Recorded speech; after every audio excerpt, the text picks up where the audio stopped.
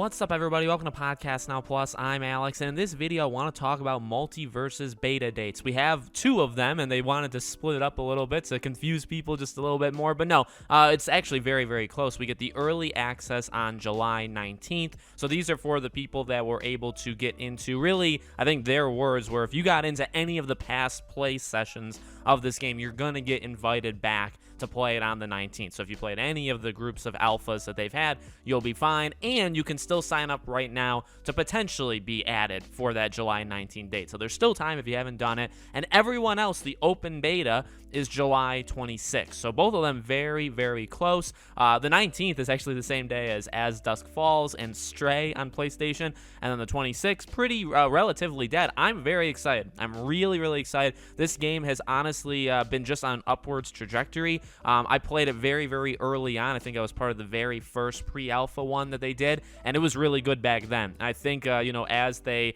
open it up and more people were into that early access, people really, really like this game, and I'm really happy to see it. This is huge potential, and really the only things that were worrisome about this game is, like unlocking characters and how are they going to stagger new characters. Some of that stuff has already kind of been resolved. It doesn't seem that bad in terms of how you unlock characters, even cosmetics for characters. We'll see how often they can update it, but they talked about that today, that they're expecting, new maps, new characters, all that stuff, new skins, and they're going to do it constantly. So I think they got it. Well, I don't want to like assume that everything's just completely under control, right? Because you always do have to be careful with these kinds of games, but it is free to play no matter what, right? So you can jump in, jump out whenever you want, and I honestly hope it works for them because they got a really good cast of characters. The cast of characters that they can also add to the game is also enormous, right? There's a long, long list of characters that they could add over as many years as they want. So, for those that haven't played it yet,